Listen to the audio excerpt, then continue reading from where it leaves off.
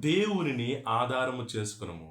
నేను డాక్టర్ మణికుమార్. ఈరోజు దేవుడు మనతో మాట్లాడుతున్న మాట ఏమనగా, దేవునిని ఆధారము చేసుకునము. ఒకవేళ మనము చెడుతనమును అంటే ఈ లోక మర్యాద చెప్పిన స్వార్థము, గర్వము, అత్యాస మరియు ఇతరుల శ్రేయస్సు కోరనివి అలాంటివి ఆధారము చేసుకున్నట్లయితే మనము దేవుని యొక్క కృపను మనం పొందము. ఎందుకంటే దేవుడు సెలవిస్తున్నాడు. ఆయన ఏమని సెలవిస్తున్నాడంటే యెషయా గ్రంథం 47:10లో ఏమని సెలవిస్తున్నాడంటే, నీ చెడుతనమును నీవు ఆధారము చేసుకుని ఎవడును నన్ను చూడడని అనుకుంటివి.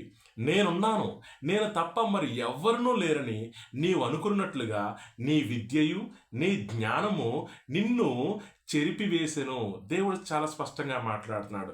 ఈ సృష్టిని సృష్టించిన నేను, ఈ ప్రపంచాన్ని అంతటినీ చేసిన నేను, నన్నే నువ్వు ఆధారంగా చేసుకోవాలి తప్ప, ఒకవేళ ఈ లోకాన్ని గనక ఆధారం గనక చేసుకుంటే గనక, అంటే స్వార్థము, గర్వము, అత్యాస ఇలాంటి వాటిని, ఇతరుల శ్రేయస్సు కోరని వాటిని నువ్వు ఆధారం చేసుకుంటే గనక దేవుడు అంటున్నాడు, ఏమంటున్నాడంటే, నేను తప్ప మరి ఎవ్వడును లేరని నువ్వు అనుకున్నట్లుగా నీ విద్య, నీ జ్ఞానము నిన్ను చెరిపివేస్తుంది అంటున్నాడు.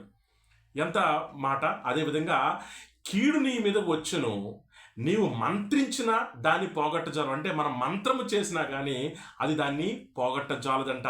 మరి అదేవిధంగా మనం అదే అధ్యాయంలో కొంచెం కిందకు చూసినట్లయితే ఏమంటారంటే, మంత్రము దానిని పోగొట్టజాలదు. కర్ణపిశాచి, మంత్రములు, అదేవిధంగా శకునములు, అదేవిధంగా ముహూర్తములు, అదేవిధంగా జ్యోతిష్కములు, రాసులు, ఇవన్నీ కూడా ఏది కూడా ఆ కష్టాన్ని నుంచి, ఆ నష్టం నుంచి మనల్ని బయట పడవేయలేదు. ఎందుకంటే మనము సృష్టికర్తని ఆధారము చేసుకోలేదు కనుక.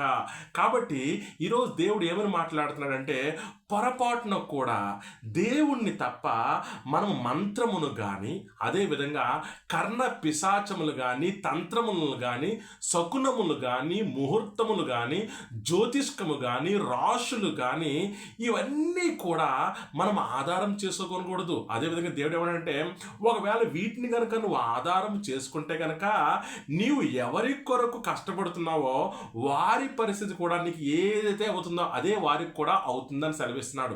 కాబట్టి ఈరోజు మన జీవితాల్ని ఆయనకి సమర్పించుకుందాం. ఆయన ఆధారంగా మన జీవితాలను కట్టుకుందాం. ఆయనకి వ్యతిరేకంగా మనం ఏమీ చేయలేము.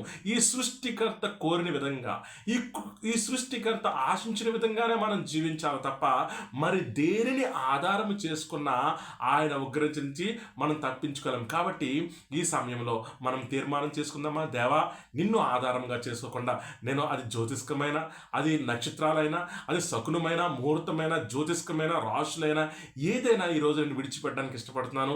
నిన్ను మాత్రమే నేను ఆధారం చేసుకుంటాను ప్రభువా అని వేడుకుందామా? ఆమేన్.